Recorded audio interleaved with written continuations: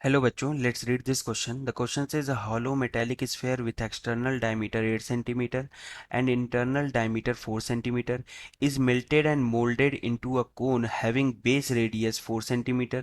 The height of the cone is, तो हम देख लेते हैं हमारा की कॉन्सेप्ट क्या होगा. की कॉन्सेप्ट, तो की कॉन्सेप्ट हो जाएगा वॉल्यूम ऑफ स्फीयर. और वॉल्यूम ऑफ स्फीयर होता है 4/3 पाई आर का क्यूब. आर यहाँ पे हो जाएगा हमारा रेडियस. ठीक है. इसके बाद हो जाएगा volume of cone. Volume of volume of cone.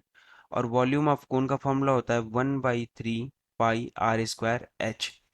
अभी क्वेश्चन में बोला है कि हमारे पास हॉलो मेटेलिक स्फेयर है जिसका एक्सटर्नल और इंटरनल डायमीटर दिया है और उसको मेल्ट करके एक कोन बनाया गया. तो यानी जो हॉलो मेटेलिक स्फेयर है उसका पूरा मेटल मेल्ट किया गया और कोन में कन्वर्ट किया गया. तो जितना भी मेटल हॉलो मेटेलिक स्फेयर में यूज हुआ होगा उसका अगर वॉल्यूम निकाल लें तो वो इक्वल हम कर सकते हैं कोन के वॉल्यूम के बराबर. तो अब देखो हॉलो मेटेलिक स्फेयर कैसा दिख रहा होगा. ये रहा होगा और ये. तो इसका एक एक्सटर्नल डायमीटर हो गया, एक इंटरनल डायमीटर हो गया. तो जो मेटल होगा वो यहाँ पर होगा. ये जो ब्लैक कलर से कर दिया है ये मेटल है. इस मेटल को का वॉल्यूम मैं निकाल सकता हूँ. तो कैसे. तो सिंपल है कि देखो ये हो गया एक्सटर्नल डायमीटर, एक्सटर्नल वाला पार्ट. ठीक है. और ये हो गया इंटरनल. इंटरनल.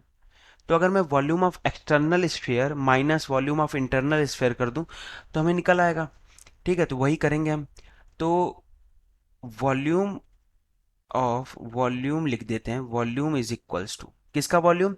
इस मेटेलिक स्फीयर में जितना मेटल यूज हुआ है तो वो क्या आ जाएगा. वो आ जाएगा 4/3 पाई आर एक्सटर्नल का क्यूब माइनस आर इंटरनल का क्यूब. यानी इंटरनल रेडियस और एक्सटर्नल रेडियस के रेडियस का क्यूब कर दिया और उसको सब्सट्रैक्ट कर दिया.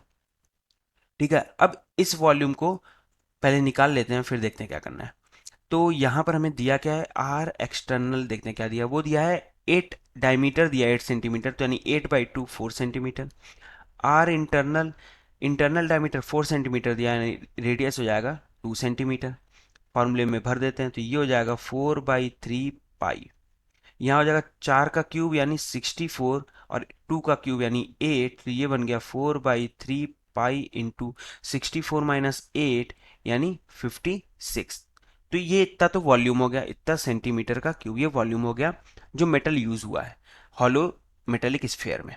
अब ये पूरा वॉल्यूम किस में कन्वर्ट हो जाएगा. वॉल्यूम ऑफ कोन में. और वॉल्यूम ऑफ कोन क्या है 1/3 पाई आर स्क्वायर एच.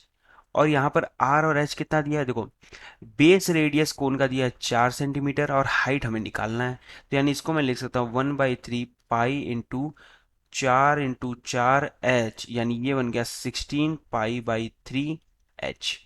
ठीक है. तो ये मान लो अगर सेकेंड इक्वेशन और ये जो आया था ये मान लिया अगर फर्स्ट इक्वेशन तो ये दोनों इक्वल होंगे. फर्स्ट जो होगा वो सेकेंड के बराबर होगा क्योंकि जितना मेटल यूज हुआ मेटेलिक स्फीयर में वो कन्वर्ट हो गया वॉल्यूम ऑफ कोन में.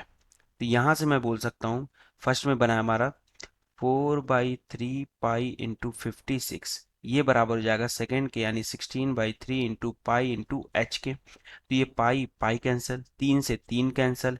ठीक है. 4 से आप कट करो तो 4 चौका 16 और फिर ये 4 से यहाँ पे कट करो तो 4 एकम 4 4 चौका 16. तो जो एच की जो वैल्यू आई, एच आ गया यहाँ से 14 सेंटीमीटर. ये हमारा आंसर हो जाएगा. So the final answer is the height of cone is equals to 14 centimetre. Hope you understood it well. Best of luck. Thank you.